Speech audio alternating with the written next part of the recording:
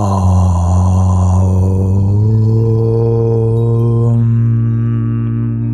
ഗും ഗുരുഭ്യോ നമഃ. ഏവർക്കും പ്രണാമം. നമുക്ക് ശ്രീ വാൽമീകി രാമായണത്തിലേക്ക് തന്നെ മടങ്ങാം. കെൽപ്പേറുന്ന കുരങ്ങന്മാരുടെ കഠിനമായ അലർച്ച രാക്ഷസരോടൊന്നിച്ച് ഇരിക്കുന്ന രാവണൻ കേട്ടു.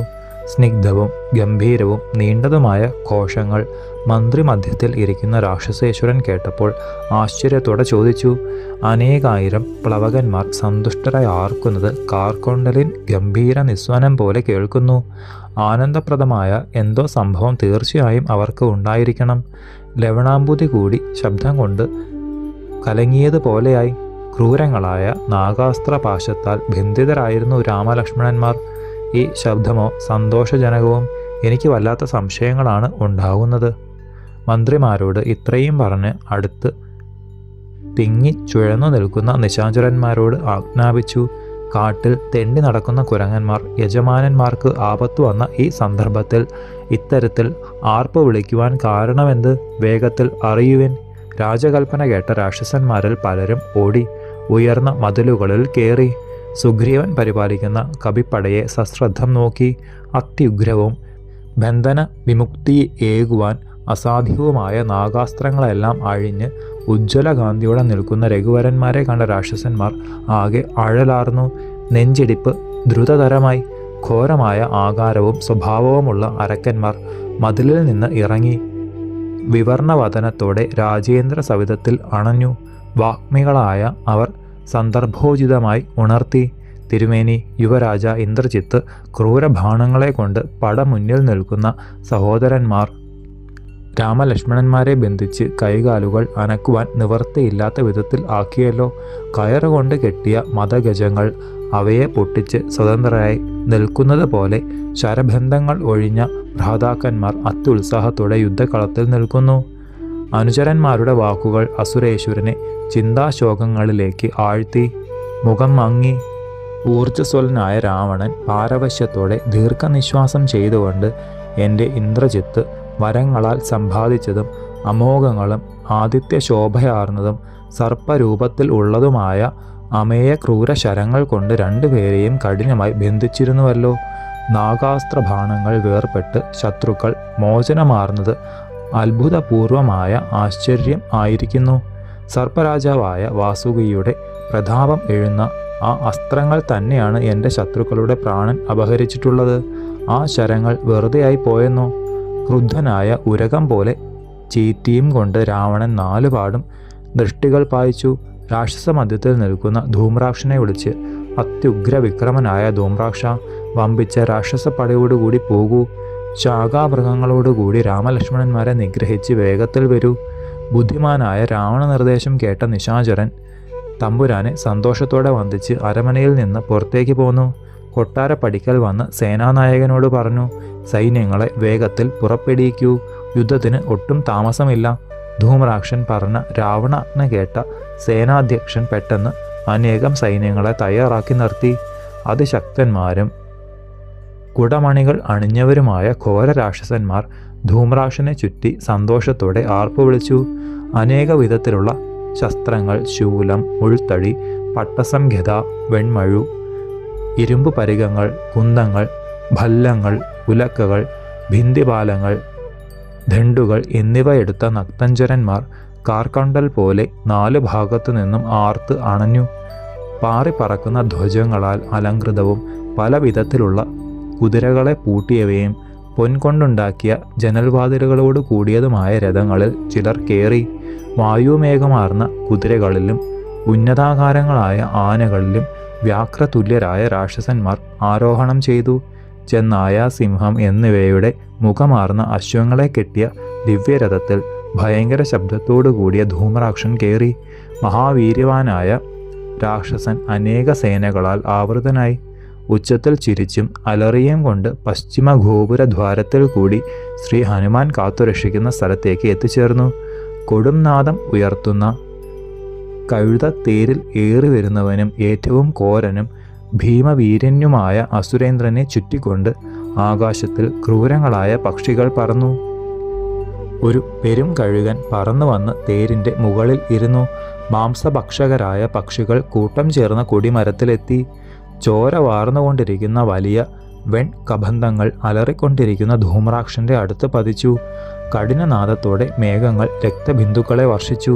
ഭൂമി ഒന്ന് ചലിച്ചു. ഇടിനാദത്തോടു കൂടിയ കൊടുങ്കാറ്റ് മുഖത്തിന് നേരിട്ടടിച്ചു. ദിക്കുകളിലെ പ്രകാശം കുറഞ്ഞു കുറഞ്ഞ് ഇരുട്ട് ബാധിച്ചു. ഇങ്ങനെയുള്ള ദുർലക്ഷണങ്ങൾ ആ അരക്കന്മാരെ കൂടി പരിഭ്രമിച്ച് അഴലേകി. ധൂമ്രാക്ഷൻ്റെ മുന്നിൽ നടക്കുന്ന രാക്ഷസന്മാരെല്ലാം ബോധമറ്റവരെ പോലെയായി. അനേകം സൈന്യങ്ങളാൽ ആവൃതനായി വരുന്ന ആ അതുല്യ ബലവാൻ മഹാഭീഷണനായ ധൂമ്രാക്ഷൻ ശ്രീരാമചന്ദ്രൻ്റെ ബാഹുക്കളാൽ പരിപാലിക്കുന്ന വാനര സൈന്യം സമുദ്രം പോലെ നിരന്നു നിൽക്കുന്നത് കണ്ടു. അതിഭീമപരാക്രമിയായ ധൂമ്രാക്ഷൻ അനേകം വീരരാക്ഷസ പടകളോടുകൂടി വരുന്നത് കണ്ടപ്പോൾ യുദ്ധക്കൊതിയരായ വാനരന്മാർ മുഴുവൻ ഏറ്റവും സന്തുഷ്ടരായി കൂട്ടമിട്ട് ആർത്തു തുടങ്ങി. കീശന്മാരും ആശുരന്മാരും തമ്മിൽ ഉഗ്രസംഘട്ടനം ആരംഭിച്ചു. മാമരക്കൂട്ടങ്ങളും ശൃംഗങ്ങളും ഒരു ഭാഗത്തുനിന്ന് മറുഭാഗത്തുനിന്ന് ശൂലം, മുൽഗരം മുതലായവയും, കഠിനങ്ങളായ പരികങ്ങൾ, വിചിത്രങ്ങളായ 3 മുന ശൂലങ്ങൾ, ഇവയെ കൊണ്ട് ഘോര രാക്ഷസന്മാർ കവിമുഖ്യന്മാർക്ക് വളരെയധികം മുറിവുകൾ ഉണ്ടാക്കി. വൻ വൃക്ഷ പ്രഹാരങ്ങൾ അനേകം അസുരന്മാരുടെ പ്രാണങ്ങളെ അന്ധകാലയത്തിലെത്തിച്ചു. രാക്ഷസന്മാർ ചൊടിച്ചു. അതിനിശിതങ്ങളും കഴുകിൻ ചിറകുകൾ വെച്ചതുമായ നാരാജങ്ങളെ പ്ലവകന്മാരിൽ വർഷിച്ചു. കൂടങ്ങൾ, മുൾത്തടികൾ, ഘോരഗതകൾ, പട്ടസങ്ങൾ എന്നിവയെ കൊണ്ട് ശക്തരായ വാനരന്മാരെ നിശാചരന്മാർ പിളർത്തി. എന്നാൽ രഘുവര സേനയാകട്ടെ നിർഭയരായി മുന്നേറി.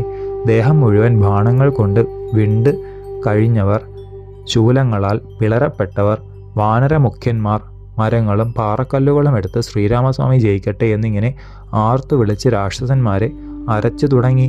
ചിലർ സ്വനാമങ്ങൾ ഉച്ചരിച്ച് നക്തഞ്ചരന്മാരെ ചതച്ചു. ഘോരവും അത്ഭുതവുമായ ഒരു രണഭൂമിയായിരുന്നു അത്. ഭയരഹിതരായ കവികൾ പലതരം കല്ലുകളാൽ അനേകതരം മരങ്ങളാൽ അരികളെ മർദ്ദിച്ചു. രക്തപാന പ്രിയരായ അരക്കരിൽ പലരും ചോര ഛർദ്ദിച്ചു. മരം കൊണ്ട് അടിച്ച് ഒന്നിച്ചുകൂട്ടി. ചിലരുടെ വാരീഭാഗം കീറിമുറിച്ചു. ചിലരെ കല്ലുകൾ കൊണ്ട് പൊടിച്ചു. മറ്റു ചിലരെ ഘോരദന്തങ്ങളാൽ കീറി. തേർക്കൊടിക്കാലുകൾ തച്ചൊടച്ചിട്ടു. കഴുതക്കൂട്ടങ്ങൾ പിടഞ്ഞു. രഥസമൂഹം ഛിന്നഭിന്നമാക്കി. കുന്നുപോലെ ഉന്നതരായ രാക്ഷസന്മാർ കവികളുടെ ശൈലാഗ്ര പ്രഹരത്താൽ അംഗങ്ങൾ മുറിഞ്ഞു വീണു. കുതിരകളോടുകൂടി ഭടന്മാരും നിശ്ചേഷ്ടരായി. അത്ഭുത വിക്രമമാർന്ന വാനരന്മാർ ഒരുവനിൽ നിന്ന് മറ്റൊരുവനിലേക്ക് ചാടി. കൂർത്ത നഖങ്ങളാൽ മുഖം കീറിമുറിച്ചു. മുടികൾ ചിന്നി. മുഖം നിറം മങ്ങി. രക്തമൊലിച്ച് ബോധമറ്റ് മണ്ണിൽ മറിഞ്ഞു വീണു. വജ്രതുല്യങ്ങളായ കൈപ്പടങ്ങൾ പരത്തി പാഞ്ഞടുക്കുന്ന ഭീകര നിശാചരന്മാർ വേഗത്തിൽ കീശരെ പാഞ്ഞേറ്റു. ഊക്കിൽ ഓടി അടുക്കുന്ന അവരെ മുഷ്ടി, കാൽ, പല്ല്, മരം എന്നിവയാൽ കവികൾ നിശ്ചലരാക്കി.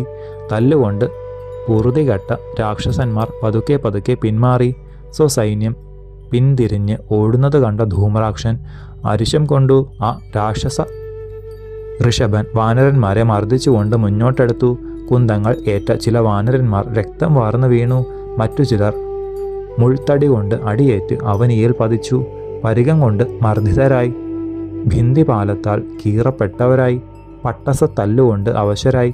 ശൂലമാഴ്ന്ന് മുറിയിൽ നിന്ന് രക്തം വാർന്ന് ക്ഷീണിച്ചു. അല്പാൽപമായി പിന്നോക്കം ഒഴിച്ചു. നിശാചരേന്ദ്രൻ്റെ പോർക്കരുത്ത് അത്രയും മികച്ചതായിരുന്നു. കവിവരന്മാരിൽ ചിലരുടെ നെഞ്ചുകീറി. ഒരു വാരീഭാഗം തകർന്നു. 3 മുനയുള്ള ശൂലം കുടൽമാല തന്നെ പുറത്തു ചാടിച്ചു. ഹരി വീരരാക്ഷസ പ്രമുഖന്മാരുടെ കൊടിയ പടകളുടെ യുദ്ധം അവർണ്ണനീയമായിരുന്നു. മരങ്ങളും കല്ലുകളും നിശിതായുധങ്ങളും പോർക്കളത്തിൻ്റെ ഉപരിതലത്തിൽ നിറഞ്ഞു. ചെറുഞാണലികളാകുന്ന മധുര വീണാനാഥം, എക്കിട്ടുകളാകുന്ന താളം, ഞരക്കങ്ങളാകുന്ന പാട്ട്, ഇങ്ങനെ യുദ്ധമാകുന്ന സതിർഭംഗിയായി ആരംഭിച്ചു. ദാരുണമായ ചാപവുമേന്തി ഉച്ചത്തിൽ ചിരിച്ചുകൊണ്ട് പോർക്കളത്തിലെത്തിയ ധൂമ്രാക്ഷൻ ശരവർഷം കൊണ്ട് വാനരന്മാരെ 8 ദിക്കിലും ഓടിച്ചു. ശേഷം ചരിതം നമുക്ക് അടുത്ത ഭാഗത്തിലൂടെ കാണാം. ഗുരുപാദങ്ങളിൽ സാഷ്ടാംഗ പ്രണാമത്തോടെ നമസ്കാരം.